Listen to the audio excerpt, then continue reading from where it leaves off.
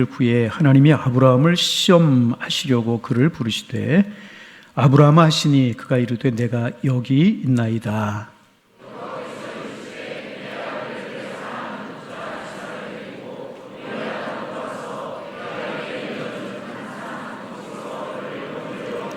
아브라함이 아침에 일찍 일어나 나귀의 안장을 치우고 두 종과 그의 아들 이삭을 데리고 번제에 쓸 나무를 쪼개어 가지고 떠나 하나님이 자기에게 일러 주신 곳으로 가더니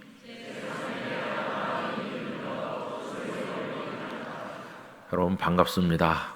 하나님께서 우리를 이렇게 만나게 해주셔서 정말로 반갑습니다. 우리 그리스도인들은 참 이상합니다. 난생 처음 보지만 마치 오래전부터 알고 있는 것처럼 친숙합니다. 왜 그러냐 하면 우리 안에 성령님이 교통하고 계시기 때문입니다. 우리의 교제는 육적인 교제가 아니고 하나님의 말씀을 매개로 한 삼위일체 하나님 안에서의 교제입니다. 그래서 이 자리에는 우리만 있는 것이 아니라 하나님께서 이 자리에 함께하고 계신 것입니다. 영이시기 때문에 눈으로 보이지 않는 하나님께서 우리 성도님 한 분 한 분의 마음속에 역사해 주시기를 바랍니다. 하나님의 은혜는 각자에게 맞춤 은혜로 임하는 것입니다. 그래서 목사의 설교가 어떠하든지 필요한 이에게 하나님께서는 은혜와 복을 주십니다. 육신적으로 연약한 분들도 있으실 텐데 이 집회 기간 동안 하나님의 치유하시는 은혜를 얻으시기를 축원합니다. 저는 하나님께서 성도들을 각자 사랑하신다는 걸 참 많이 느끼고 있습니다. 여러 해 전에 제가 주일 예배를 마치고 나가는데 어떤 성도님이 이렇게 말씀했습니다. 목사님, 오늘 하나님이 저를 고치셨어요. 그렇게 얘기하는 것이었어요. 근데 그날 설교가 무슨 하나님께서 우리를 치유하신다는 그런 내용과는 전혀 무관한, 전혀 상관이 없는 주제의 설교였습니다. 그런데 그분은 그날 예배 중에 앉아 있다가 하나님의 손길을 경험한 겁니다. 그분은 오래 앉아있기 어려운 질환을 가지고 계셨는데 그날 나가시면서 하나님께서 저를 고쳐주셨다고 그렇게 얘기했고, 지금 여러 해가 지났지만 건강해지셔서 예배 시간에 앉아있는데 아무 불편을 겪지 않으시고 생업에도 잘 종사하고 계십니다. 그때 제가 깨닫기를 목사는 이런 얘기를 해도 하나님은 또 다르게 역사하시는구나. 사모하는 일을 하나님께서 알고 계시고 그 심령을 은혜로 채우시고 육신의 복을 주시는구나 하는 것을 깨닫게 됐습니다. 여러분, 마음이 상한 이들도 위로를 받으시고 또 어떤 중요한 문제를 결정해야 될 분들도 하나님이 주시는 결단의 어떤 힌트를 얻으시기를 바라고 하나님의 선한 인도하심에 함께 하시기를 바랍니다. 와서 목사님 말씀을 들으니까 우리 목사님이 영락중학교를 나오셨다고 해서 더 반가운데요. 영락중학교, 영락고등학교, 영락의과학고등학교, 영락교회가 한경직 목사님이 설립하셔서 지금까지 운영하고 있는 학교인데 목사님이 거기 중학교 나오셨다고 해서 정말로 더 감사하고 더 반갑습니다. 저는 우리 황보준도 집사님 가정이 여기 다니는지 몰랐어요. 그런데 제가 여기 온다고 하니까 카톡을 보내셔서 여기서 신앙생활하고 있다고 그런 메시지를 보내주셔서 얼마나 반가웠는지 모릅니다. 이제 같이 늙어가는 처지인데 와서 보니까 안수 집사님 되고 또 권사님 되고 또 목사님이 이렇게 잘생겼고 예쁘다고 칭찬까지 해주시고 감사합니다. 하여튼 여러분, 이번 집회를 통해서 우리가 하나님의 은혜를 받기를 원하는데요. 이번에는 그저 기도하는 중에 제가 마음에 감동된 대로 여러 군데 본문을 선택하지 않고 창세기 22장의 아브라함과 이삭의 이야기를 통해서 우리가 마치 아브라함이 된 것처럼 이삭이 된 것처럼 생각하면서 은혜를 받았으면 하고 생각합니다. 그래서 이게 첫 시간부터 마지막 시간까지 시리즈처럼 쭉 이어지는 거기 때문에 중간에 빠지면 안 됩니다. 그래서 여러분, 하여튼 오늘은 서론이고 그래 쭉 이어져 나가도록 마지막 시간까지 함께 하시고, 아까 목사님 당부하신 것처럼 오늘 오시지 않은 분들도 다 강권해서 함께 오시고 여러분들의 기억에 남는 은혜의 집회가 되기를 간절히 기원합니다. 얼마 전에 저는 기차를 타고 지방에 내려갔던 적이 있습니다. KTX 열차를 타고 내려갔죠. 그런데 그날 저희 집에도 저 말고도 같은 열차를 탔던 가족이 있어요. 그러니까 서울역에서 출발해서 그 내리는 곳이 같아요. 그래서 겉으로 보면 나나 우리 집에 그 아이나 같은 서울역에서 타고 같은 지역에서 내렸으니까 똑같은 여행을 한 것처럼 보입니다. 같은 레일 위를 달려가지고 같은 플랫폼에 내렸으니까요. 다 같이 여행한 것처럼 보이지만 그러나 같은 듯 하나 사실은 다릅니다. 왜 그러냐 하면 제가 탔던 열차가 우리 아이가 탔던 열차와 서로 다른 열차고 또 출발과 도착 시간도 다르고 도착한 이후에 제가 가는 목적지와 그 아이가 가는 목적지가 다르기 때문이죠. 그래서 겉으로 보면 비슷해 보이지만 안으로 들어가 보면 서로 다른 여행을 했다고 말할 수 있습니다. 여러분, 우리 인생도 똑같습니다. 겉으로 보면 다 같아 보이기도 합니다. 왜냐하면 이 땅에 태어났다. 누구나 다 태어나죠. 그리고 이 세상에서 살았다. 누구나 다 살잖아요. 그리고 그 끝에서 죽었다. 누구나 다 죽는 거니까 겉으로 보면 다 똑같은 인생이라는 여행을 한 것처럼 보입니다. 그러나 여러분, 가까이 다가가서 보면 같은 인생이 하나도 없잖아요. 사람마다 다 서로 다른 인생을 살지 않습니까? 그게 우리들이죠. 이 가운데는 좀 출발역에서 일찍 타신 분도 계시죠. 그래서 지금 연세가 연만하신 분도 계시고 또 늦게 출발하는 기차를 타서서 지금 같은 레윌리를 달리고 있긴 하지만은 아직 젊은 분도 계시고 그 인생의 여행이 다 이렇게 다릅니다. 그러다가 좀 가끔 만나는 것처럼 우린 지금 만난 거죠. 여러분, 고속도로에서 차를 달려보면 다양한 차종들이 이제 그 도로 위를 달립니다. 그래서 저 차를 어디서 본 것 같다. 아까 그 휴게소에 저 차가 있었는데, 그런데 또 도로 위에서 만나는 수도 있어요. 그럼 저 차가 내 앞에서 달리는데 언제까지나 같이 갈까 생각해 보면 한참 가다 보면 그 차가 안 보여요. 왜 그러냐 하면 그 차는 중간에 다른 데로 내렸기 때문이죠. 인생도 그래요. 지금 우리가 달려가는 중에 하나님께서 우리들을 이 양일교회에서 만나게 하신 겁니다. 그러나 우리는 똑같은 인생을 똑같이 살지는 않습니다. 각자가 하나님 앞에 단독자로 언젠가 하나님이 옆으로 내리라고 그러면 내려야 되는 그런 여행을 하고 있는 것이죠. 모든 이 지구촌에 80억이 넘는 사람이 인생이라 이름 붙여진 여행을 지금 하고 있는 중이라 하는 것입니다. 간절히 바라기는 이 인생이라는 이름의 여행이 끝나는 그날까지 여러분 중간에 어려움 없이 달려가시기를 축원합니다. 여러분이 운전하는 자동차가 중간에 고장나는 일도 없길 바라고 기름이 떨어지는 일도 없기를 바라고 사고도 나지 않길 바라고 하여튼 잘 달려서 우리 주님 기다리시는 천국문에 도착하게 되기를 간절히 바랍니다. 그런데 여러분, 이 인생이라는 이름의 여행은 참 슬프기 한이 없는 여행이죠. 그리고 허무하기도 허무한 그런 여행이기도 합니다. 여러분, 시작부터 출발까지 가는 그 길지 않은 세월이 얼마나 견디기 힘들고 눈물 없이는 못 사는 세월인지 그런 것들이 참 많이 있죠. 우리 인생은 정말 허망하기 이를 데가 없어요.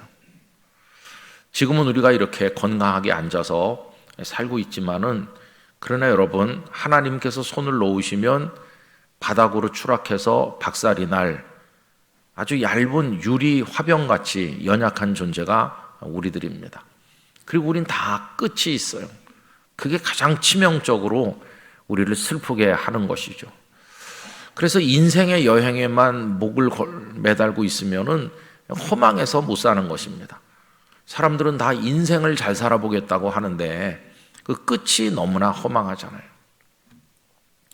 여러분, 제가 자주 하는 얘기입니다만은 모든 게 다 유통기한이 있는 것처럼 우리들도 유통기한이 있습니다. 여러분들도 유통기한이 있으세요. 그 유통기한을 하나님께서 알려주시지 않았을 뿐입니다. 여러분 슈퍼마켓에 가시면 우유를 사실 때 연세 우유냐, 서울 우유냐, 뭐 건국 우유냐 이렇게 어느 제품인가를 확인하는 것도 하시겠지만 그보다는 우유 그러면 제일 먼저 확인하는 게 아마 유통기한 그 날짜일 것입니다. 그 제품을 출하할 때 유통기한을 거기 찍어서 내보내죠. 근데 만약에 하나님께서 사람을 이 세상에 보내실 때 저와 여러분에게 유통기한을 찍어서 보내셨다면 어떻게 됐을까요? 유통기한을 어디다 찍는 게 좋을까? 아마 이마 한복판에다가 찍어서 보내신다고 가정을 해보면 희한한 일이 많을 것 같습니다. 그때는 뭐 콧날이 오똑하다, 입술이 앵두 같다, 뭐 그런 얘기는 나중 얘기고 유통기한이 어떤가? 그거부터 사람들은 볼 것입니다. 여러분 선 볼 때 뭐부터 보겠어요? 유통기한이 제일 먼저 눈에 들어오는 거죠. 매파가 왔다 갔다 하면서 중매할 때 유통기한부터 얘기할 것입니다. 그러면 유통기한이 어떤 사람이 인기가 있을까요? 유통기한이 막 지루하게 긴 사람 의외로 인기가 없을 가능성이 많아요. 제가 좀 못된 마음으로 생각해 보면 유통기한이 그리 길지 않은데 돈은 굉장히 많은 사람, 그런 사람이 인기 있는 신랑감일 가능성이 많이 있습니다. 여러분 유통기한이 찍혀서 나오면은 이마에 찍는 건 좀 너무 그러니까 요 겨드랑이 밑에 안 보이는데 찍어서 보내신다 그러면 어떻게 될까요? 여러분 교회에서 새가족이 와서 등록할 때 이름, 주소, 생년월일 뭐 이런 연락처 이런 거 쓰고 그 밑에 유통기한 쓰는 칸이 있겠죠. 그래가지고 다 사무실에서 입력해 놓을 겁니다. 주보 광고도 달라지겠죠. 지금은 주보에 교우 소식란에 별세 누가 돌아가셨다 이렇게 나오는데 이제는 어떻게 달라지냐 하면 금주에 가실 분 그래가지고 미리 예고하겠죠. 여러분들이 주보 받으면 2주간에 누가 갈 건가? 그래서 그걸 확인하게 될 것입니다. 그리고 이렇게 광고하겠죠. 오늘 주일 찬양 예배 후에 아래층 소예배실에서 금주에 가실 분들을 위한 고별 예배가 있겠습니다. 그러면 이제 그 가실 분들과 여러 가지 관계가 있는 분들이 참여해가지고 가족들도 와가지고 울고불고 하면서 이제 예배를 드리고 잘 가라고 나는 3년 더 있다 갈게 뭐 이러면서 그런 얘기들을 하게 될 것 같습니다. 어쨌든 우린 다 유통기한이 있어요. 하나님께서 알려주시지 않았을 뿐이지. 그런데 유통기한이 없는 것처럼 교만해가지고 이 땅에 영원히 살 것처럼 행동하는 사람이 얼마나 많습니까?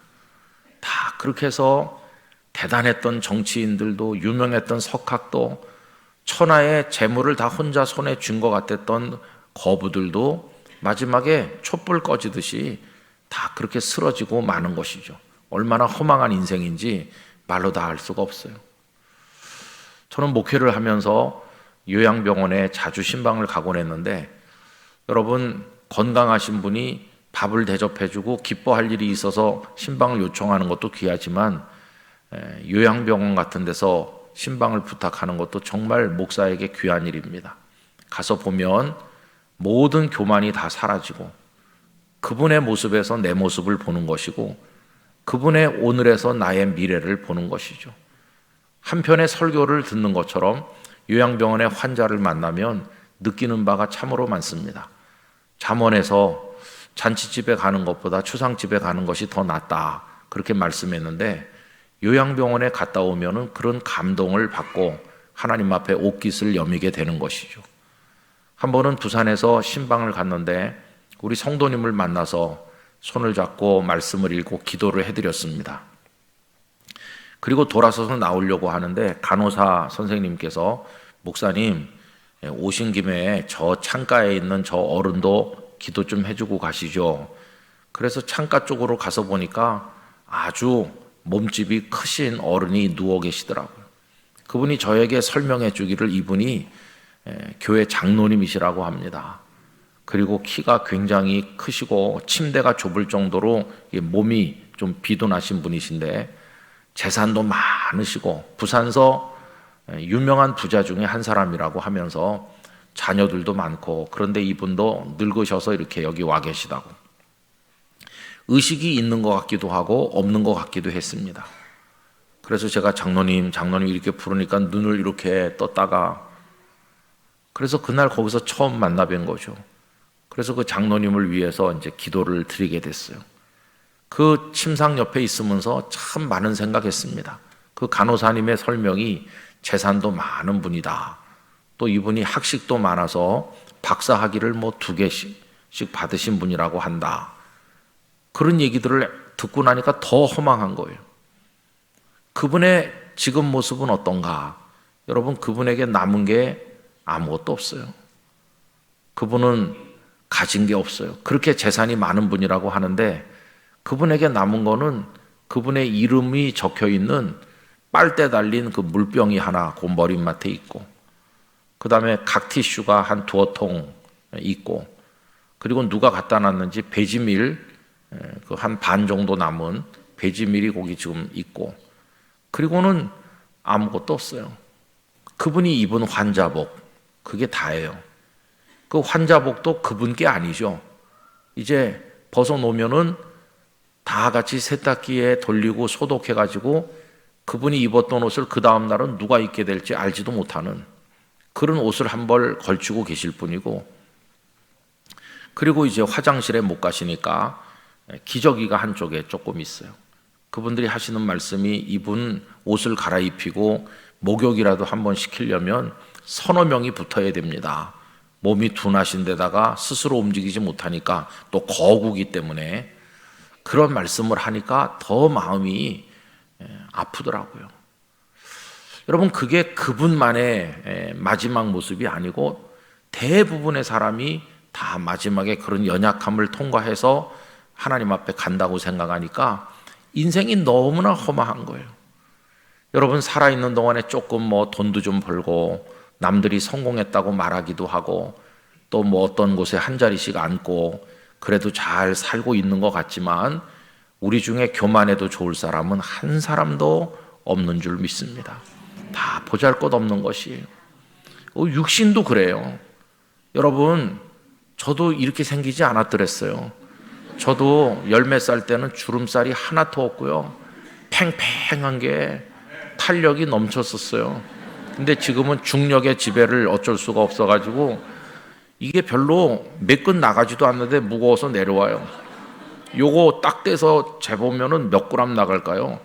여러분, 눈꺼풀 요거 몇 그램 나가겠어요? 얇은 거 요거 몇 그램 안 나갈 거예요. 무게도 가벼운 게 왜 그렇게 중력의 지배를 받았고 내려오는지. 그래서 이걸 언제 가서 올려야 되나 그런 생각도 하고 있어요. 올리면은 한 달 정도는 좀 모양이 이상하고 고생을 한다 그래요. 그럼 이걸 올린 다음에 주일 낮 예배 설교할 걸 생각하니까 그냥 내려온 채로 살아야 되나. 어떤 교회 집사님이 목사님 그래도 올리라고, 성형외과 하시는 분이니까 제가 올려드릴게요. 그래서 올리고 그 다음날 멀쩡하게 되는 방법은 없냐니까 없다 그러더라고요. 아마 저만 중력의 지배를 받는 건 아닐 겁니다. 저는 뭐 좀 초연하게 살지만 그렇지 않은 분은 날마다 거울 앞에 서서 자신을 보면서 한탄하는 분도 많을 거예요. 그래가지고 주름 개선하는 화장품 나왔다 그러면 사셔서 바르고 또 바르고 문지르고 또 뭐 잡아당겨 보기도 하고 그렇게 하고 또 화장도 예쁘게 하시고 그렇게 하시겠죠. 그래가지고 화장하고 단장하다가 나중에는 환장까지 하는데 그래도 안 되는 거죠. 그러다가 이제 그나마 그 몸을 스스로 지탱을 못해요. 여러분, 식은 죽 먹기보다 쉽다고 그러지만 죽 먹는 게 얼마나 어려운지 압니까? 맨 마지막에 그렇게 병 안에 계시면은요, 그 죽을 넘길 수가 넘어가질 않아요. 그것도 자기 손으로 떠먹을 수도 없어요. 누가 떠서 그냥 멀건 미음 같은 걸 넣어드려도 그것도 안 넘어가는 분이 많아요. 여러분, 그게 이 세상에 태어나서 사는 인생살이입니다. 그거 믿을 게 있나요? 태어날 때 영으로 태어나요. 아무것도 없는 제로죠. 그랬다가 이제 나이가 먹으면서 뭐가 많이 생기죠? 관계 속에서 사람도 많이 생기고 지식도 많이 생기고 소유도 많이 생겨서 나이가 한 40, 50 되면 가진 게 많아집니다. 마치 고무풍선에 바람 불어넣으면 고무풍선이 빵빵해지는 것처럼 가진 게 많아져요. 쪼무라기 애들한테 풍선 불어봐라 그러면 어떤 녀석은 요만하게 부는데 어떤 녀석은 막 이만하게 불면서 내게 더 크다 막 이렇게 자랑하잖아요. 우리가 똑같아요. 저 사람의 인생은 겨우 요만큼인데 나는 뭐 이만큼이다. 재산도 많고 지식도 많고 나는 잘 나가는 인생이야. 이렇게 큰 소리 치는 사람들이 있어요. 근데 여러분 끝은 어떤가요? 끝은 다 바람 빠진 풍선이 되기는 똑같아요. 바람이 빠지기 시작하면 순식간에 빠집니다. 그냥 푸르륵 하면 쭈글쭈글한 풍선만 남는 거예요. 인생의 끄트머리에 얼마나 빠르게 마이너스 또 나눗셈이 이루어지는지 순식간에 가졌던 게 다 없어졌어요. 이제 연세가 60, 70, 80 되면 20, 30대 그렇게 공부를 많이 해서 지식이 많았던 분도 책 읽었던 거, 외웠던 거, 남에게 가르쳤던 것까지도 거의 다 잊혀져 가지고 별로 남는 게 없어요. 여러분 지식이 모자라서 굉장히 스트레스 받고 소위 가방끈이 짧다고 괴로워하는 분들은 조금만 참으시기 바랍니다. 조금만 있으면 완벽하게 평준화가 이루어져 가지고 똑같아져요. 똑같아. 그 다음에 외모도 똑같아집니다. 저는 부산에 있으면서 노인대학 하는데 노인대학에 어떤 땐 소풍을 한 번에 2,500명씩 소풍 갈 때도 있었어요. 관광버스 60몇 대를 불러갖고 그렇게 노인들을 많이 만나면서 제가 가장 힘들었던 딜레마는 뭐냐 하면은 도대체가 얼굴이 구분이 안 된다는 거예요. 대한민국의 모든 할머니는 다 80%는 비슷해 보입니다. 옷도 비슷한 거 입으시고 파마 머리도 비슷하고 이 할머니가 아침에 만났던 그 할머니 맞나? 너무나 닮았어요. 그리고 다 약간 꺾어부정하시고 그거 다 평준화 되더라고요. 평준화. 그러다가 그나마 그 생명의 불꽃마저도 팍 꺼질 때가 있으니까 그래서 생각해 보는 거죠. 이런 인생 이거 여기다가 목을 매달고 이게 뭐 전부인 줄 알고 살아간다는 거는 얼마나 허망한 건가. 여러분 거기 너무 집착하지 마시기 바랍니다. 세상살이에 너무 깊이 빠지지 마시기 바랍니다. 그거 다 허망한 거예요. 그런 여행을 지금 정신없이 달려가고 있는 우리들에게 하나님께서는 그 허무성을 극복할 수 있는 마지막에 죽음으로 끝나는 슬픔의 여행을 뒤집을 수 있는 반전을 주신 것이에요. 그래서 하나님은 우리에게 그런 슬프고 절망스러운 여행이 아니라 그 길을 가고 있는 우리들에게 또 하나의 여행을 할 수 있는 기회를 주시는 것이에요. 또 하나의 여행은 완전히 다른 여행입니다. 그 여행은 기쁨의 여행입니다. 그 여행은 승리의 여행이에요. 그 여행은 하면 할수록 마지막에 드라마틱한 위대한 역사를 경험하는 축복의 여행이에요. 그래서 이번에 집회 주제를 아주 특별한 그 축복의 여행으로 우리 성도님들과 함께 가기 위해서 그런 방향의 주제를 정한 것이에요. 그 여행은 다름 아니라 모리아산을 향해 나아가는 여행이라고 생각합니다. 창세기 22장에 그 이야기가 나오는 거죠. 여러분 인생이라는 여행은 우리도 하는 거지만 그 슬프고 괴로운 여행을 하는 것이지만은 그러나 또 하나의 이 여행에 아멘으로 응답한다면 우리는 그 슬픔도 죽음도 극복을 하고 생명으로 나오는 하나님의 사람이 될 것입니다. 여러분 그 여행으로 여러분들을 초대합니다. 모두가 다 같이 그 여행에 나서기를 간절히 기원하고 이미 여러분들은 그 여정에 있다고 생각을 해서 축하를 드립니다. 그 또 하나의 여행을 잘 마치실 수 있기를 바라는 것입니다. 그러면 이 여행을 명하시는 분은 누구신가? 하나님이십니다. 여러분 오늘 말씀 1절에 가서 보시면 주어가 누구입니까? 그 일 후에 하나님이 주어이십니다. 우리들의 모든 인생의 주어는 하나님이 되셔야 합니다. 하나님께서 주체가 되셔서 하나님께서 뜻하시고 하나님 원하시는 대로 이끌고 나가는 삶이 돼야 그게 복된 것입니다. 하나님이 아브라함을 이렇게 나오죠. 여러분, 아브라함을 할 때 아브라함은 그 문장에서 보면은 주어가 아니고 목적어입니다. 그렇죠? 언제나 주어는 하나님이시고 나는 하나님의 행동의 대상이 되는 거죠. 하나님께서 나를 사랑하신다. 하나님께서 나를 인도하신다.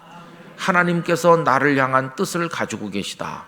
모든 게 하나님이 주어가 되시는 거고 우리는 그 하나님의 깊고도 오묘한 뜻과 사랑과 경륜의 대상이 되는 것이죠. 여러분, 목적격으로 머무는 것을 부끄러워하지 말고 하나님이 주체가 되실 때 기쁨으로 따라가시기를 바랍니다. 그래서 아브라함을 시험하시려고 그를 부르시되 아브라함아 하시니 그가 이르되 내가 여기 있나이다. 여호와께서 이르시되 네 아들 네 사랑하는 독자 이삭을 데리고 모리아 땅으로 가서, 이렇게 나오죠.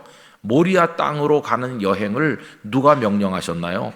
하나님께서 명령하셨어요.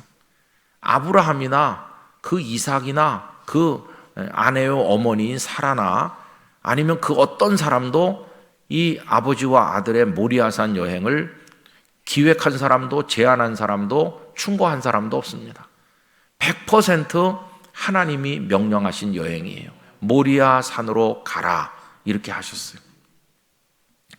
여러분, 모리아 산으로 가는 여행을 한다는 것은 기본 전제를 얘기하자면 하나님 나에게 명령하신다. 가라고 하신다. 하나님 순종하여 출발하겠습니다. 이 구조가 돼야 모리아 산으로의 여행이 가능해집니다. 당신이 누군데 나한테 가라 말라 하느냐 이렇게 나오기 시작하면 모리아 산으로의 여행은 안 되는 것입니다. 그래서 모리아 산으로 여행하는 사람의 기본 자세가 뭐냐 하면 하나님 당신이 저의 주인이십니다. 제 인생의 주인이십니다. 제 생명도 아버지로부터 나왔고 저의 인생도 아버지의 것입니다. 저에게 명령하십시오. 저는 순종하겠습니다. 이렇게 할 때 그 모리아 산으로의 여행이 가능해지는 것이죠. 그래서 하나님 앞에서는 말이 필요가 없어요. 하나님의 손가락이 가라 그러면 두 발로 순종해서 가면 되는 것이죠. 여러분, 모리아 산으로의 여행을 하려면 그래서 하나님의 명령에 전적으로 순종하고 그분이 나의 인생을 기획하시고 이끌어 가신다는 것에 대한 감사가 있어야 그 여행이 가능한 것이에요. 그리고 여러분, 하나님의 명하시는 그 여행을 하려면 세상의 그 무엇보다 하나님이 최고이시라고 하는 고백이 전제되어야 됩니다. 여러분, 아브라함의 여행을, 이 모리아산까지 가는 여행을 성경을 보면요, 크게 두 단계로 이루어져 있어요. 하나는 갈대아 우르를 떠나서 가나안으로 오는 1단계 여행이 있었습니다. 이거는 창세기 11장부터 나오는 얘기죠. 아브라함의 부친은 그 이름이 데라입니다. 그런데 창세기 11장 끝에 가보면 갈대아 우르에 살던 그들이 그곳을 떠나가지고 하란이란 곳으로 옵니다. 갈대아 우르에서 하란까지 오는 여행은 아브라함 혼자 한 게 아니에요. 그 아버지 데라 모든 가족이 다 같이 했어요. 하란까지는 다 같이 온 거예요. 그런데 언제 갈라지느냐 하면 하란에서 갈라집니다. 아브라함과 사라 그리고 아브라함이 조카 롯을 데리고 여행을 했는데 이들은 하란을 출발해서 남쪽으로 내려와 가나안 땅에까지 들어옵니다. 그 대목이 창세기 12장으로 넘어가는데 아브라함에게 말씀하시기를 너는 너의 본토 친척 아버지의 집을 떠나서 내가 네게 지시할 땅으로 가라. 그 명령 또한 누가 내리신 건가요? 하나님이 내리신 거죠. 그래서 하나님의 명령을 따라 하란을 떠나서 가나안으로 출발한 거죠.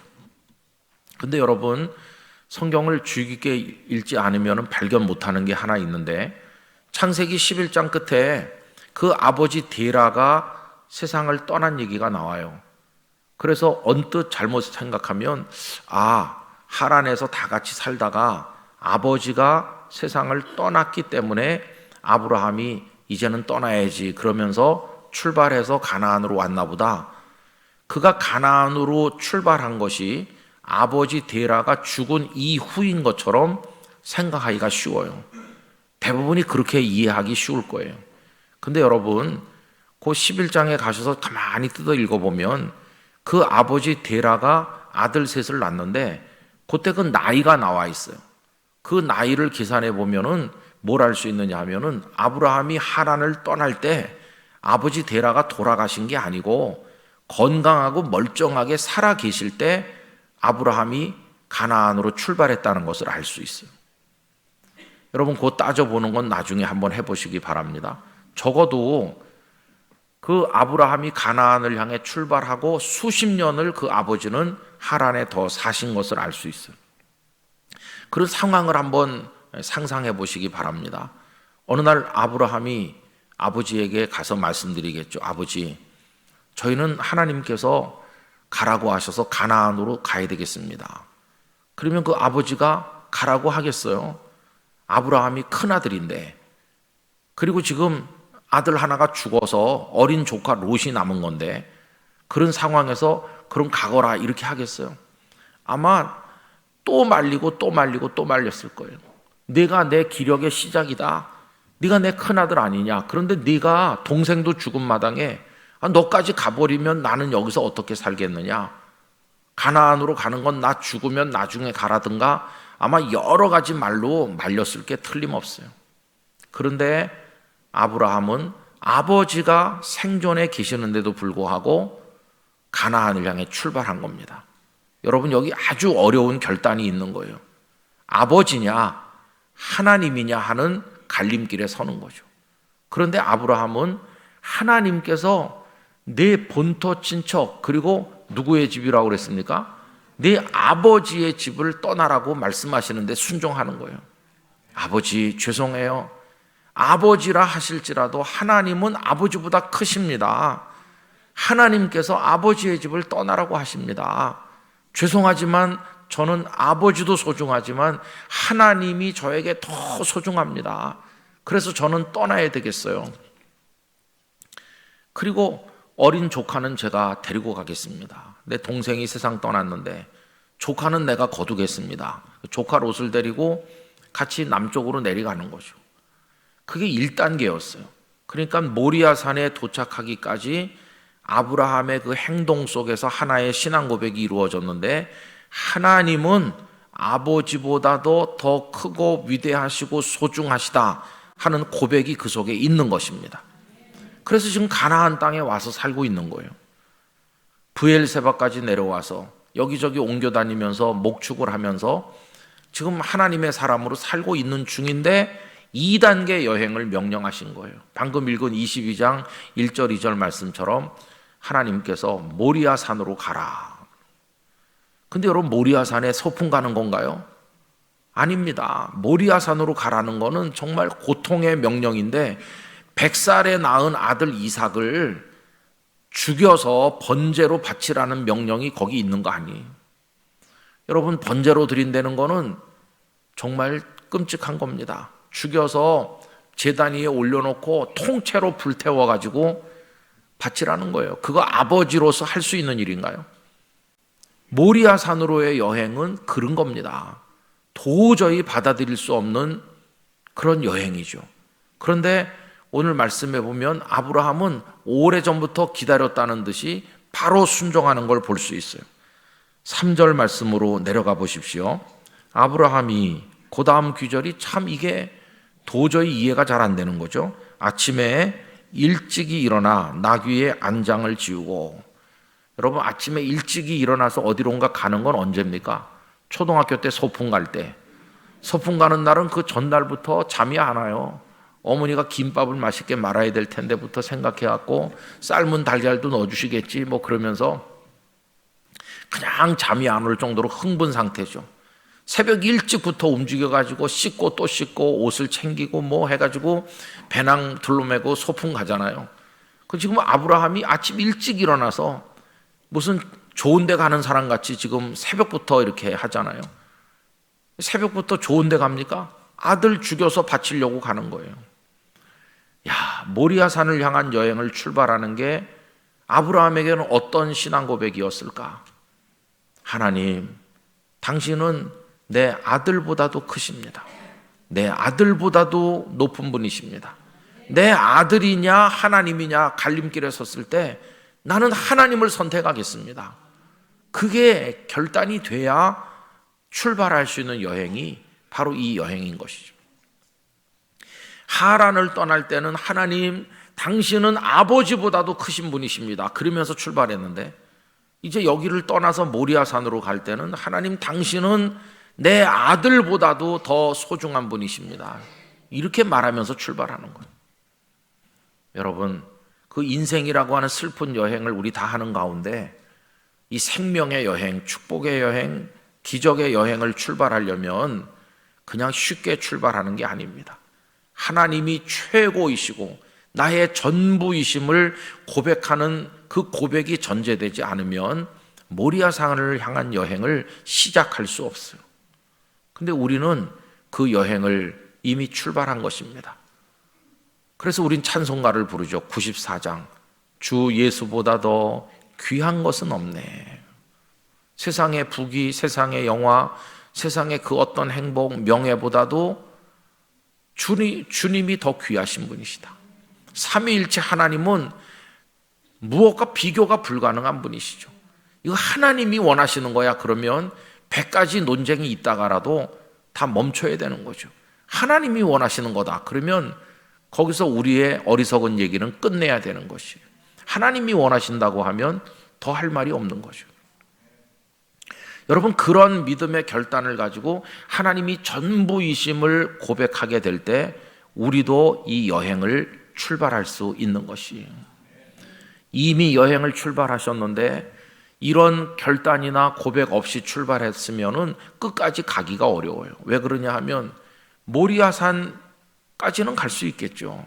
근데 그 여행을 완수할 수 없어요. 그 아들을 어떻게 바칠 수가 없으니까. 모리아산까지는 왔지만 그 아들을 드릴 수는 없을 거예요. 그 아들을 드려야 된다는 그 직전에 멈추고 말 거예요. 그러니까 중간까지만 가고 끝나는 여행으로 그냥 중간에 실패자가 되겠죠.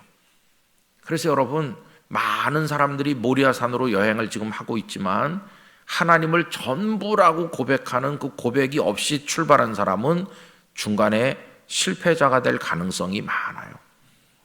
여러분, 교회마다 성도들이 예배하러 나오고 예배하고 직분을 받아서 감당하고 겉으로 보면 다 모리아산을 향해 잘 가고 있는 듯이 보이지만 왜 끝까지 믿음으로 승리하지 못하는 사람이 많이 생기나? 이 고백 없이 출발한 사람들은 중간에 나가 떨어지는 거예요. 나는 하나님께서 아들을 내놓으라고 할 줄 몰랐어요. 그렇게 나에게 치명적인 요구를 할 줄은 모르고 출발한 겁니다. 모르고 준비 없이 출발한 사람들은 다 중간에 나가 떨어질 수밖에 없어요.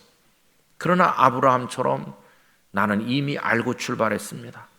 또 출발한 목적이 내 아들을 드리기 위한 겁니다. 마음의 준비를 다 하고 출발했습니다. 이런 사람은 그 어떤 난관과 시련이 있어도 그 여행을 끝까지 완성할 수 있을 것입니다. 여러분, 믿음으로 준비된다고 하는 건 다른 게 아니라 바로 이 고백을 준비하는 것을 말하는 거죠.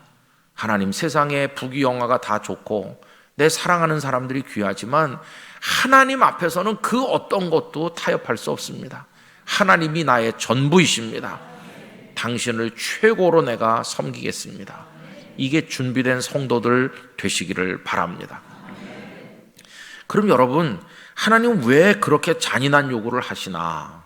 너무 하신 거 아니야? 이렇게 우리가 생각할 수 있지만 이 세상에 그 누구도 우리에게 그런 요구를 할 수 없지만 딱 한 분 하나님은 하실 수 있습니다. 왜 그러냐 하면 먼저 당신의 아들을 우리에게 주셨잖아요. 십자가의 제단에서 번제로 바치듯이 그 몸을 다 찢고 피를 다 쏟아서 우리에게 주시지 않았습니까? 예수님의 그 십자가라는 제단에서의 희생제물, 속죄제물이 되시는 그 죽음을 통해서 우리가 받아야 될 형벌을 주님이 받으셨고 그 보혈을 흘려주심으로 우리의 더럽고 흉악한 죄가 씻김을 받지 않았습니까? 우리는 다 보혈을 지나 하나님 아버지 앞으로 나온 줄로 믿습니다. 당신께서 먼저 아들을 주셨기 때문에 우리에게 너도 아들을 바쳐라 이렇게 요구하시는 것이. 그래서 하나님은 잔인한 분도 아니시고 너무 심한 분도 아니세요. 하나님께서 먼저 우리에게 당신의 독생자를 주신 걸 생각한다면 하나님의 요구가 지나치다고 생각할 수 없는 것이에요. 이미 받았으니까 이제 우리도 기쁨으로 응답하면서 그 모리아 산을 향한 여행에 순종해서 출발을 해야 되는 것이죠. 오늘 저녁은 집회가 시작되는 첫날 서론인데 여러분들의 마음속에 하나님은 나의 전부이시다. 앞으로 나의 인생을 살아가는 동안에 하나님이 요구하시는 것 앞에서는 그 어떤 의도 달지 않고 어떤 질문도 하지 않고 하나님의 말씀을 따라 순종하는 여행을 하겠습니다. 이런 결단이 여러분 속에 생겨나시기를 간절히 바라는 것입니다. 여러분, 이미 하나님의 뜻이기 때문에 여행을 출발한 이들이 있는데 그 원조가 누구시냐 하면 예수님이십니다. 예수님. 삼위일체 하나님의 그 신비로운 연합을 우리가 알고 있는데 성부께서 계획을 세우셨어요. 저 인생들이 다 죄 가운데 망가져서 창조에 하나님의 형상대로 지음받은 본성이 다 돌이킬 수 없도록 파괴가 됐고 사탄의 손바닥 안에서 놀아나는데 저들 속에 있는 그 죄가 그들을 사망으로 끌고 가는구나. 죄의 싹은 사망이라고 그랬으니까. 그래서 다 멸망하는 인생이 됐구나. 저들을 그냥 두고 볼 수 없으니 저들을 구원하기를 원한다. 그러면서 성자 예수님을 이 땅에 보내시기로 결정하신 것이에요. 오래전부터 계획하셔서 구약의 많은 선지자들을 통해 예고하셨습니다. 여러분, 무수한 선지자들이 하나님의 그 구원의 파노라마 계획을 예언해서 우리에게 알려주지 않았습니까?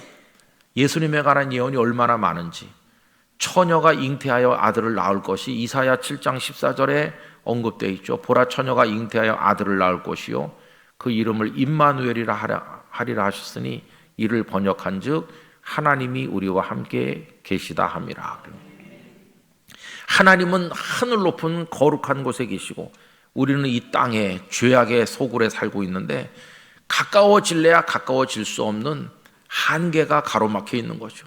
아무리 점핑을 해도 조금 올라가다 떨어지지 하나님을 향해 나갈 수 있는 사람은 한 명도 없는 것입니다. 구원은 하나님께 있는 것인데 하나님께 갈 수가 없잖아요. 구원에 있어서 완전한 무능력자가 우리 인생들입니다. 그런데 하나님께서 우리가 올라갈 수 없기 때문에 그분이 내려와 주신 것이죠. 내가 네 곁으로 내려가 주마. 그래서 임마누엘 되신 것이죠. 그게 벌써 예언되어 있고 또 그렇게 처녀가 잉태하여 아들을 낳는데 어디서 나올 것인가도 이미 예언이 되어 있잖아요. 미가서 5장 1절에 거기 보라 그 베들레헴 에브라다야 네가 작은 고울이긴 하지만 너로부터 이스라엘을 다스릴 자가 나올 것이라고 베들레헴이라는 게 예언되어 있잖아요. 여러분, 예수님께서 베들레헴에서 태어난 것 자체가 기적이에요. 제가 언젠가 저희 영락교회에서 그런 설교를 했는데 그게요 놀라운 기적이에요. 마리아가 지금 임신을 해가지고 배가 불렀잖아요.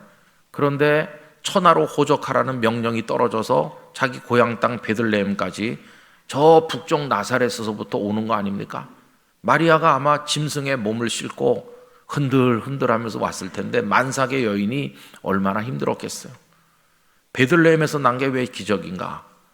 베들레헴에 도착하기 조금 전에 노중에서 아기를 낳았다면 베들레헴에서 탄생한다는 그 말씀이 성취되지 않는 겁니다. 그렇죠?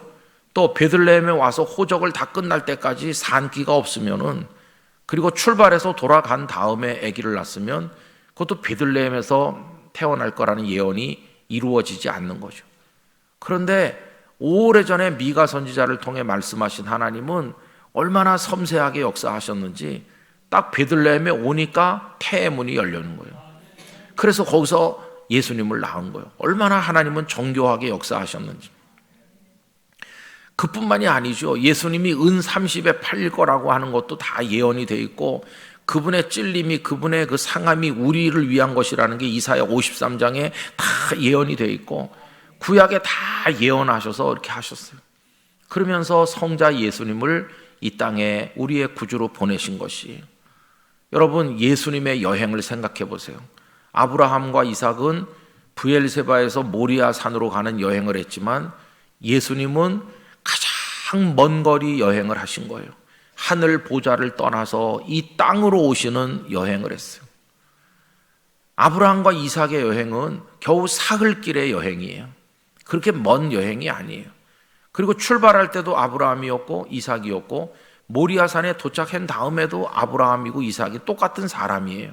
그런데 예수님은 완전히 다릅니다. 가장 먼 거리에서 여행하셔서 오셨을 뿐만 아니라 거기서는 하나님이시던 그분이 여기 온다면은 여전히 하나님이신 게 아니라 너무나도 초라한 모습으로 나사렛 예수라 불리는 인간의 모습을 입으시고 오셔서 사람들에게 하나님이시다 이런 대접을 받은 게 아니라 형편없는 시골뜨기로 멸시와 천대를 받으셨어요. 그 여행을 오셔서 33년 가까운 세월을 머무시면서 얼마나 고통 가운데 계셨는지, 그리고 마지막에 그 비참한 십자가의 고통을 받으셨는지. 여러분, 예수님의 그 여행을 생각해 보면 우리가 모리아산으로의 여행에 순종하지 않을래야 않을 수 없는 것입니다. 예수님은 이 땅에 오셔서 벤츠를 타고 아스팔트가 쫙 깔린 길을 달리는 여행을 하신 게 아니에요. 예수님은 맨발로 터덜터덜 걸으셨습니다. 남루하게 보잘것없게 만든 샌들 같은 거 대충 걸치시고 먼지가 풀풀 일어나는 유대 광야를 걸으시고 아마 돌뿌리에 채워서 발에서 피도 많이 나시지 않았을까. 저는 차를 타고 갈 때마다 예수님이 형편없는 길을 꾸불꾸불 돌짝밭을 걸으시면서 다니셨을 걸 생각해 보면 야, 우린 너무나 호강한다 그런 생각을 할 때가 많이 있어요. 그러면서 예수님의 발걸음이 그 갈릴리 마을의 동네, 이 동네 저 동네로 쭉 이어지고 심지어 사마리아인들의 수가성 마을에도 그 발걸음이 이어지고 그 발걸음은 마지막에는 여리고에서 예루살렘으로 이어졌습니다. 여리고는 마이너스 300m쯤 되는 해발 고도가 지구상에서 가장 낮은 푹 파인 곳이어서 바람이 통하지 않고 아주 무덥기가 짝이 없는 습기가 많은 곳이죠. 그 여리고에서부터 해발 고도가 700~800m가 되는 예루살렘까지 올라가셨죠. 40도, 50도 되는 날 숨이 칵 막히는데 그 1000m 이상 되는 고도를 높이면서 예루살렘을 향해 올라가시는 그게 예수님의 마지막 여행이죠.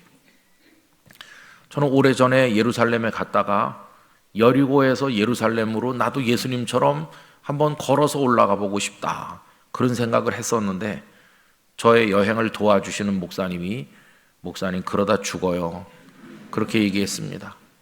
예수님도 돌아가셨는데 나도 한번 올라가 보면 안 될까? 내가 그래도 등산 많이 한 사람인데 그랬더니 여기는 달라요. 올라가다 죽습니다. 그럼 어떡할까요? 정 걷고 싶으면 거꾸로 예루살렘에서 여리고로 내려가는 거 한번 해보시죠. 그래서 내려가는 여행을 그분과 함께 했습니다. 그분은 그곳에 오래 살았기 때문에 지리를 잘 알아요. 그래서 차로 달리는 걸 우리는 걸어서 내려오는데 막 햇빛에 노출되지 않도록 덮어쓰고 장갑까지 끼고 여러분 뜨거울수록 다 덮어야 됩니다. 눈만 빼꼼많이 내놓고 그리고 너댓 시간 걸려서 내려오는데 얼마나 더운지 뭐 어디 나무그늘도 아무것도 없고 이 길을 예수님은 거꾸로 올라가셨겠구나 생각을 하니까 참 감회가 새로웠어요. 그리고 예루살렘에 도착하신 게 끝이 아니죠. 거기서 예수님은 더 올라가셨는데 겟세마네 동산까지 올라가셨죠. 거기까지는 동행하는 사람이 있었어요. 예수님의 제자들이 겟세마네 동산까지는 같이 올라갔는데 그게 끝이었어요. 그들은 구분응선에서 도중 하차했습니다. 다 흩어졌습니다. 근데 예수님은 거기서 더 올라가셔서 골고다 언덕 위로 오르시고 그게 정상이 아니에요. 정상은 골고다 언덕 위에 높이 세워진 십자가가 예수님의 정상이었어요. 그 높은 곳 십자가에 매달리시기까지 예수님은 우리를 위해서 올라가셨어요. 그게 예수님의 하늘로부터 땅으로 내려오신 여행이었어요. 그리고 그 여행의 마침표가 십자가였어요. 여러분, 우리도 모리아산으로 가라고 말씀하시면 그 여행에 순종해서 가야 됩니다. 성자께서 어떻게 성부에게 순종하셨을까? 겟세마네의 기도가 보여주잖아요. 나의 원대로 하지 마옵시고 아버지의 원대로 되기를 원하나이다. 이렇게 하셨잖아요. 여기 아브라함도 마찬가지죠. 아브라함의 인간적인 원대로 하면 어떻게 아들을 번제로 바칠 수 있습니까? 절대로 모리아 산으로 갈 수 없는 거죠. 그러나 나의 원대로가 아니라 나의 모든 것 되시는 아버지 하나님의 원대로, 그러면 갈 수 있는 거죠. 비장한 각오를 가지고 그는 그 여행을 감행했던 것을 오늘 말씀에서 우리가 확인하게 되는 것입니다. 여러분, 앞으로 우리 양일교회 성도들은 하나님의 뜻을 따라 신앙생활 하시면서 이런 여행을 많이 감행하시기를 부탁드립니다. 그게 어려운 여행이고 발걸음이 떨어지지 않는 여행이고 두려운 여행이고, 이렇게 갔다가 아들 잃어버리고 나 혼자 돌아오는 게 아닌가, 그런 슬픔의 여행을 예상하고 떠나지만 하나님께서 모리아 산으로의 여행을 권면하시는 이유는 그게 극적으로 뒤집혀져서 슬플 줄 알았던 것이 기쁨이 되고, 아들을 잃어버릴 줄 알았더니 아들은 멀쩡하게 있고 하나님의 복까지 받는, 갈 때는 무거운 발걸음으로 갔지만 돌아올 때는 기뻐 뛰는 감격으로 돌아오게 되는 기적과 축복의 여행이 될 것입니다. 그래서 우리는 이 슬픈 인생의 여행에 또 하나의 믿음의 여행을, 모리아 산을 향하는 여행을 감행해야 된다 하는 것입니다. 그래서 이 땅에 살아가는 그리스도인들은 세상 사람들이 이해할 수 없는 그 여행을 지금 하고 있는 중입니다. 아니, 잘 안 보이던데 어디 갔었어요? 누가 이렇게 물어보면 나 이번에 아프가니스탄에 갔다 왔어요.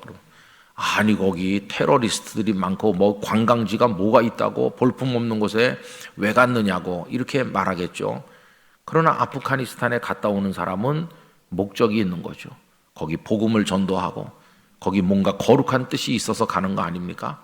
그거와 비슷해요. 우리 성도들은 사람들이 이 모리아 산으로 여행을 하는 우리를 보면서 바보 같은 사람들이라고 비난해요. 그러나 우리는 알고 있어요. 이 여행의 끝이 얼마나 영광스럽게 될까, 얼마나 큰 축복이 될까. 해보지 않은 사람 모르는 은혜가 그 여행에 있다는 걸 우리는 알기 때문에 고단하지만 이 여행을 아침 일찍 출발하는 것입니다. 남들 다 자는 시간에 아침 일찍 일어나서. 어떻게 가능하다고 그랬죠? 하나님을 나의 전부라고, 나의 모든 것 되시고 나에게 최고이십니다, 이렇게 고백하는 그 고백을 근거로 해서 우리는 여행을 하는 것입니다. 여러분, 이 지구촌 구석구석에 저 아프리카의 저 아마존 밀림 지역에 복음 하나 들고 들어가신 분들 많이 계시잖아요. 우리 교회도 이스라엘의 선교사님을 몇 해 전에 한 분 보냈는데, 지금 이스라엘이 하마스와 큰 어려움을 겪으면서 그냥 포탄이 비오도 쏟아지잖아요. 근데 그 선교사님이 계신 곳은 브엘세바입니다.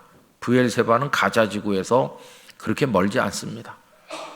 대포를 쏴도 얼마든지 떨어질 수 있는 그런 거리죠.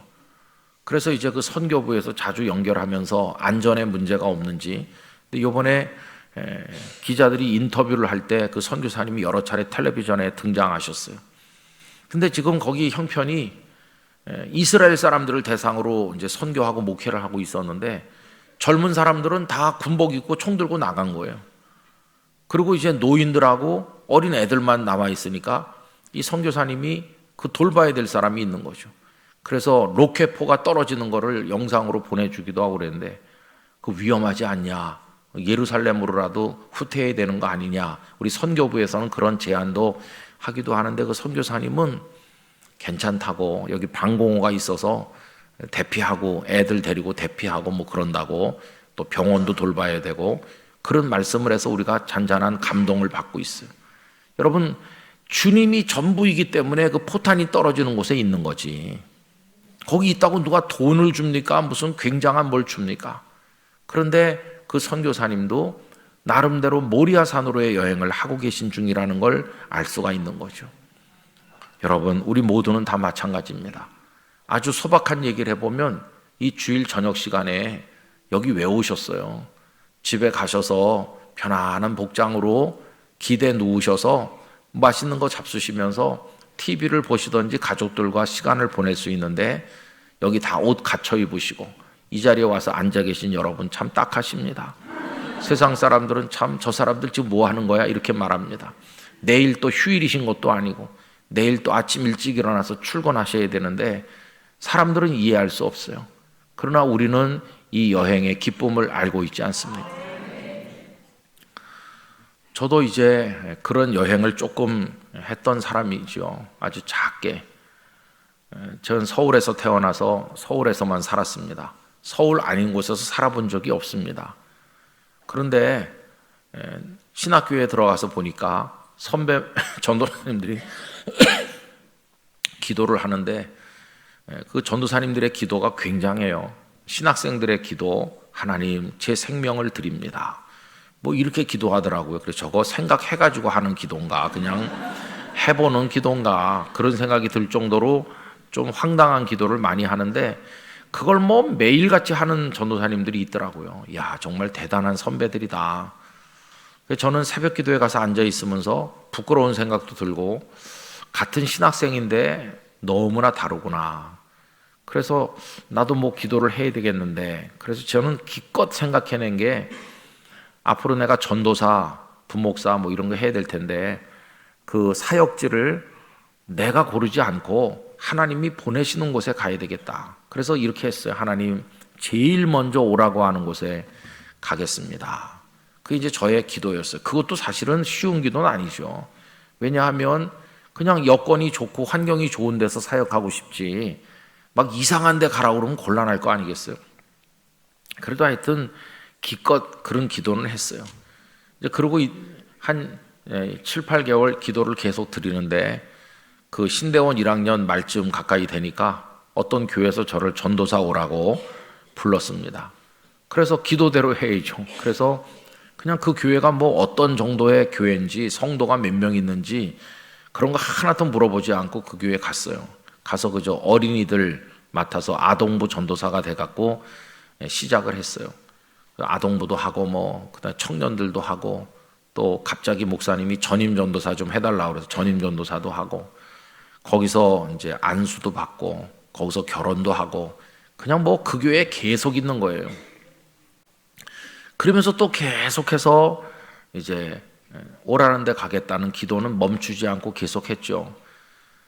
일반적인 과정으로 하면 이제 안수 받고 또 다른 교회 한 두어 군데 가서 부목사로 경험을 좀 더 쌓고 한 40살 넘으면 어디 가서 뭐 이렇게 목회를 시작해 본다.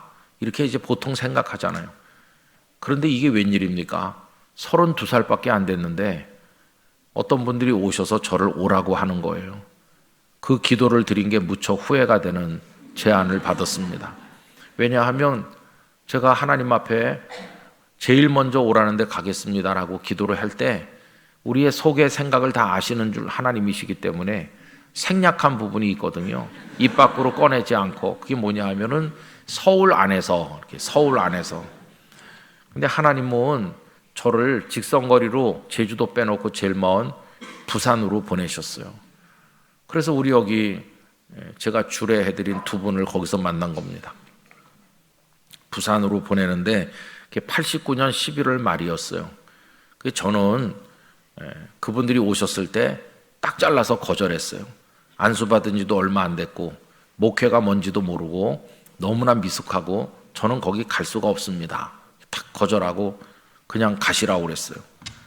기도를 수년을 했죠.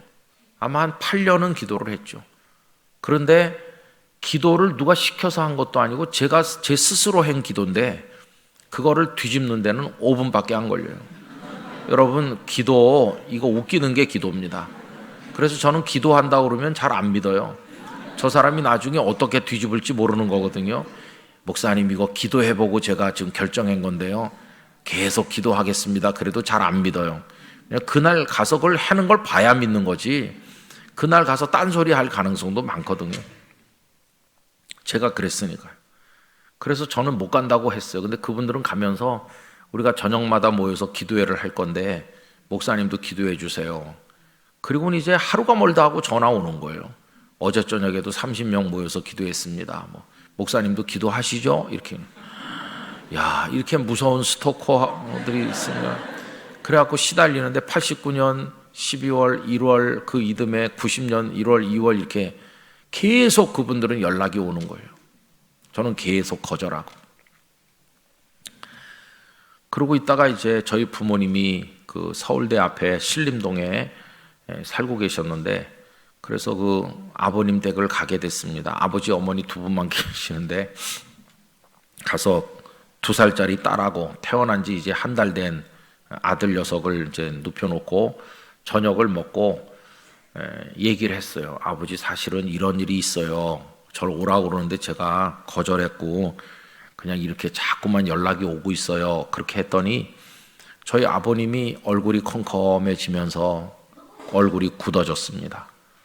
아무 말씀도 안 하고 가만히 계시더니 김 목사 무릎 꿇고 앉게. 그래서 무릎 꿇고 앉았어요. 기분이 안 좋더라고요. 어렸을 때도 그런 얘기 하신 적이 없는데 장가 들어서 애 아빠도 되고 목사도 된 나를, 장로가 목사를 무릎 꿇리고 이런 일이 있을 수 있나 그런 생각도 들고 기분이 안 좋더라고요. 그래도 뭐 아버지 명령을 어떻게 하겠습니까? 무릎 꿇고 앉으니까 집안 분위기가 싸해지면서 제 아내는 바짝 긴장했고 아주 이상해졌어요. 근데 저희 아버님이 얼마나 많이 우시던지 그렇게 무릎 꿇게 해놓고는 한참을 우셨어요. 이렇게 눈물이 많은 분이었나. 그러면서 내 인생에 이렇게 비참한 날은 없었다. 그 얘기를 하시는 거예요. 그래서 제가 너무 당황해가지고 무슨 말씀을 하십니까? 그랬더니 오늘이 제일 비참한 날이라고 하셨어요. 저희 아버님은 사실 좀 불쌍한 분이세요. 평양에서 태어나셨는데 4살 때 아버지를 전염병으로 잃었습니다. 그때 할아버지가 24밖에 안 됐다는데 20살에 저희 아버님을 낳으셨고 24세 전염병에 돌아가신 거예요. 너무나 맥없이 돌아가셨어요.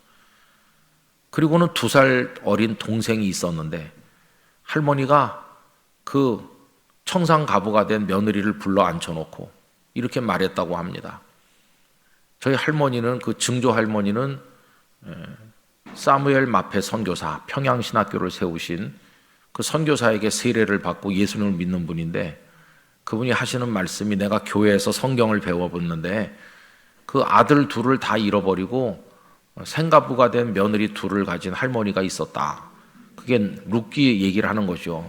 나오미 얘기를 하면서, 근데 보니까 나오미가 며느리들을 꿰차고 산 게 아니라 친정으로 다 돌려보내는 얘기가 나오던데, 그래서 나도 너를 돌려보내려고 한다. 너 이제 20살 조금 넘었는데 애 둘 데리고 어떻게 평생 살겠니? 너 친정에 가서 재혼해라.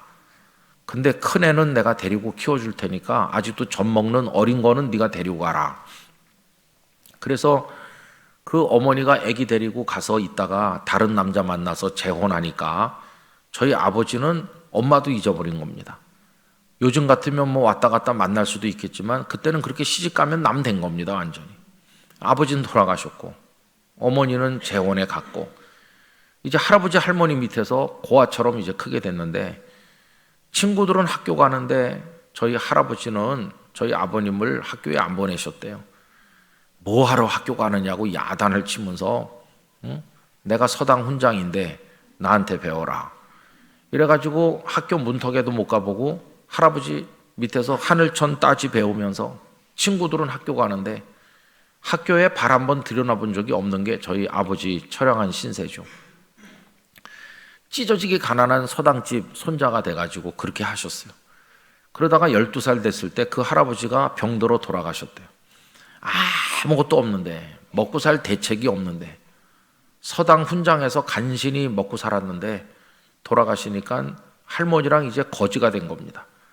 그래서 12살에 저희 아버님은 온갖 동네 머슴처럼 이 집 일 저 집 일 해주고 할머니를 부양했고, 배우지 못한 게 한이 돼서 어깨너머로 좀 배워보려고 교회에서도 애를 쓰고, 그래서 한글은 이제 스스로 터득하셨어요. 그러면서 참 불쌍하게. 그래서 18살 됐을 때 안 먹고 안 입고 근검절약해가지고 처음으로 땅을 조금 샀는데, 밭을 막 너무나 행복해서 할머니랑 끌어안고 대성통곡을 했다고 그래요. 우리도 땅이 생겼다. 이렇게 노력하면서 살았는데 동네 사람들이 저 총각이 굉장히 성실한 걸 보니까 그래도 자기 앞가름은 하겠다. 그래서 처녀를 하나 중매해가지고 장가를 드셨고, 저희 아버님도 20살 됐을 때 큰아들을 낳은 거죠.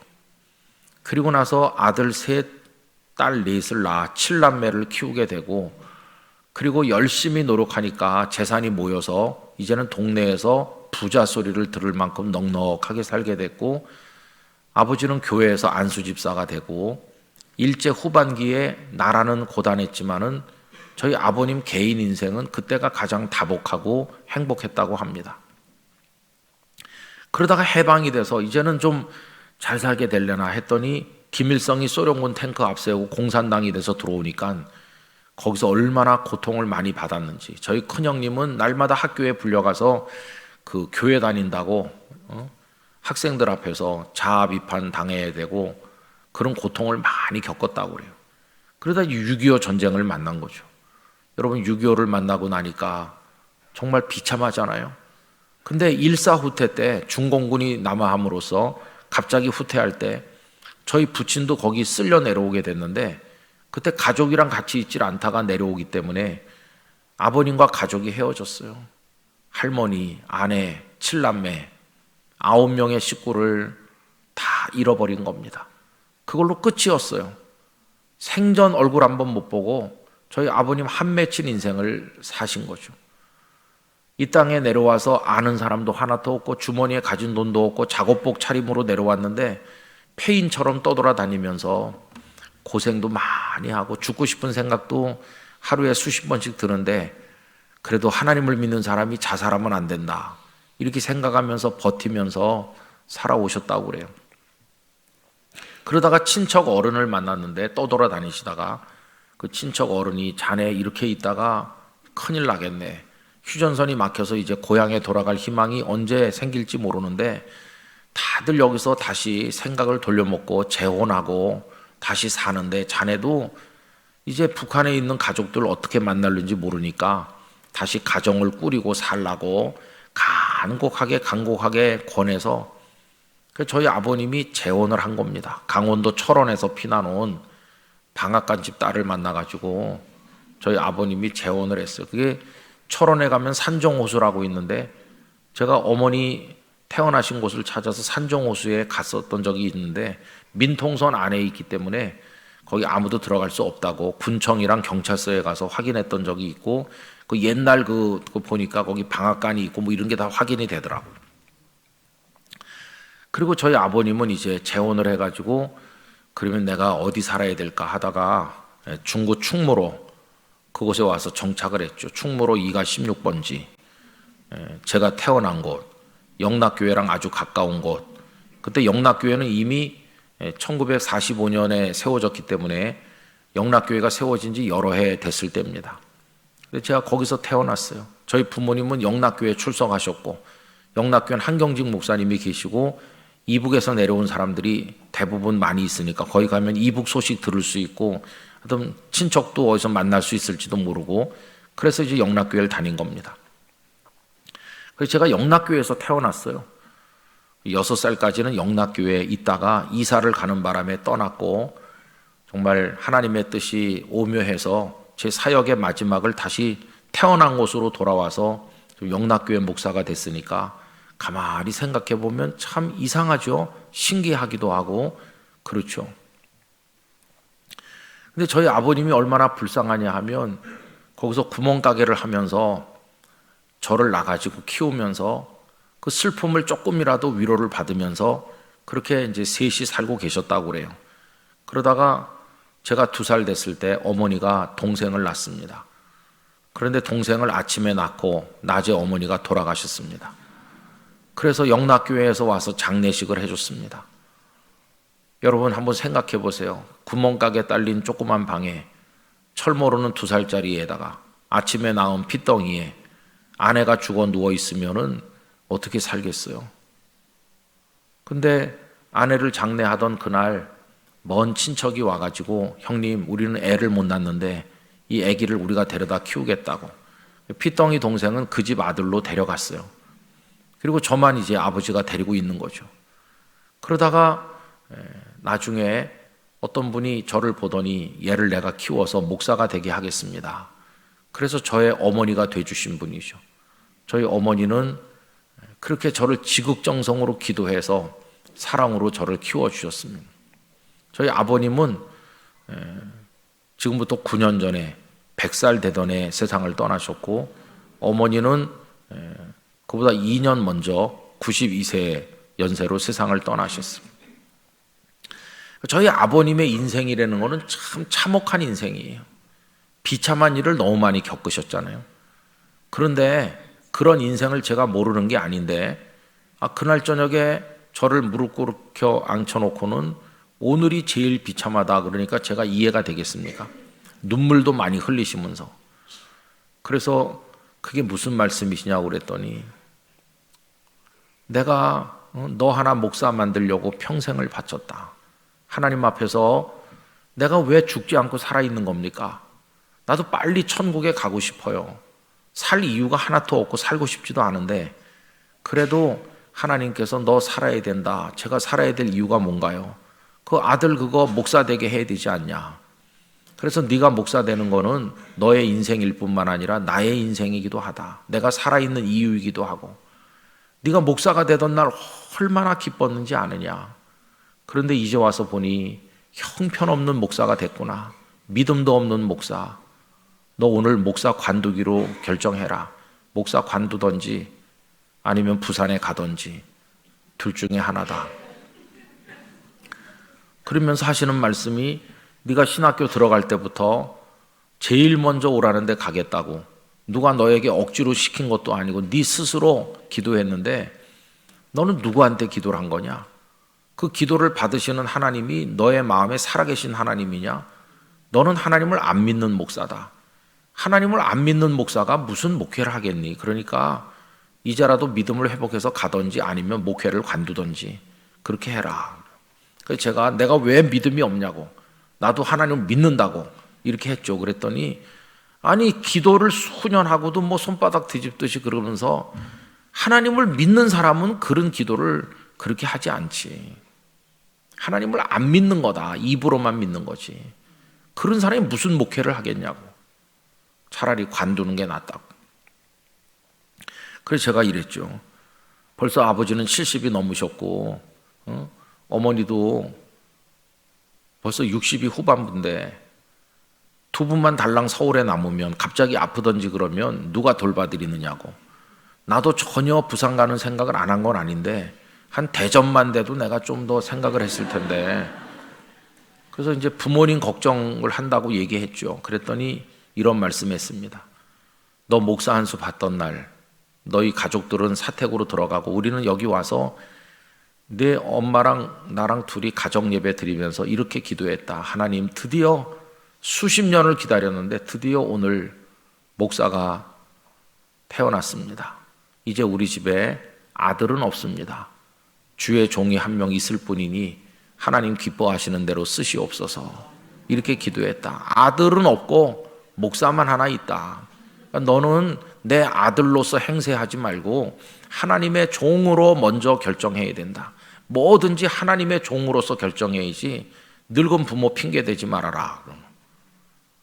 그래서 그날 밤에 보따리 싸가지고 사택에 돌아왔어요.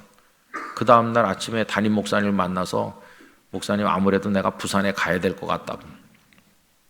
그랬더니 목사님이, 아니 서울에 있으면 갈 데가 많을 텐데 왜 부산 그 끝까지 가느냐고. 그래서 어젯밤에 아버지 집에 갔는데 여차저차해서 이렇게 말씀했어요. 그러니까 목사님이 가만히 계시더니, 그래 장로님 말씀이 맞다고. 내가 부끄럽다고, 가지 말라고 했던 내가 부끄럽고 장로님 말씀이 100번 맞는 말씀이라고. 그 목사님 우리 교단의 총회장도 지나셨는데 그분이 가야 되겠다 그럼 가라 이렇게 하셨어요. 그래서 제가 90년 3월 둘째 주일에 그 교회에서 마지막 설교를 하고 부목사로서 3월 셋째 주일부터 부산에 와서 설교를 시작했어요. 그래가지고 2018년 2월 셋째 주일에 영락교회 왔으니까 거기서 27년 11달 그 교회에서 근 28년을 그냥 목회를 했어요. 그러다가 여기 태어난 교회로 오게 될 줄은 꿈에도 생각도 못한 거죠. 여러분 가만히 지금 생각해 보면 그 부산으로 간 그 일이 저에게는 가기 싫은데 간 일이 됐어요. 아버지의 권면을 따라서 하나님의 뜻을 따라 가게 된 그런 여행이었어요. 이제 와 생각해 보니까 그게 일종의 모리아산을 향한 나의 여행이었다. 이렇게 생각이 들었어요. 늙은 부모님을 어떡하나. 또 생전 한 번도 가보지도 않은 부산에 가서 부산 성도들이랑 어울릴 수 있을까? 경상도 사투리를 내가 알아들을 수 있을까? 뭐든지 하여튼 10이면 10가지 다 걱정스럽더라고요. 그래도 거기 가서 28년 가까운 세월을 하나님께서는 기쁨의 여행이 되게 해주셨어요. 기적의 여행이 되게 해주셨고 감사가 풍성한 여행이 되게 하셨어요.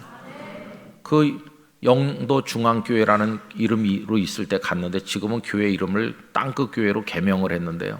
그 영도 중앙교회 가서 거기 선박 생활하시는 분들이 많은 그런 교회 가서 섬에서, 영도가 섬이거든요. 목양실에서 보면 바다가 언제나 보이는 그런 바닷가 교회 가서 사랑도 많이 받고 행복하게 잘 지냈어요. 여러분, 모리아산에 올라가 보니까 거기 하나님의 은혜가 있었던 것처럼 거기 가보니까 하나님의 은혜가 있더라고요. 그래서 행복한 목사로 살았어요. 거기 있는 동안에 동료 목사님들이 이렇게 말했습니다. 대한민국에서 제일 행복한 목사일 거야. 김 목사가 부러워. 그렇게 다 말해 주셨어요. 여러분, 저는 지금도 두려워하는 게 있습니다. 모리아산으로의 여행을 끝까지 잘 마쳐야 될 텐데 그런 생각을 늘 하면서 살아가고 있습니다. 여러분들도 그 여행을 끝까지 마치시길 바랍니다. 제가 부끄러웠던 것은 그때 하나님이 나의 전부이십니다 그랬으면 늙은 부모 핑계 대지 말고 갔어야 되는 건데 늙은 부모 생각하고 이런 거 저런 거 생각하니까 여러분, 아브라함이 아버지 데라가 붙드는데 어떻게 가나안을 향해 내려가나 이렇게 생각하면 못 가는 거죠. 아니 100살에 낳은 아들을 어떻게 드리란 말인가 이런 거 따지면 모리아산으로 못 가는 거 아닙니까? 근데 아브라함의 마음에 철저한 것은 하나님이 최고이시라는 거예요. 하나님의 말씀 앞에서는 타협도 계산도 없다는 거예요. 여러분, 이게 우리가 가져야 될 고백인 줄로 믿습니다. 그러면서 출발하는 거예요. 그 다음은 어떻게 될까? 개봉박두, 그건 내일 새벽 기도 때 그 다음 얘기는 하도록 하겠습니다. 그러니까 여러분들 가서 주무시고 내일 새벽에 오셔서 그 다음 이야기를 우리가 나누기를 간절히 원합니다.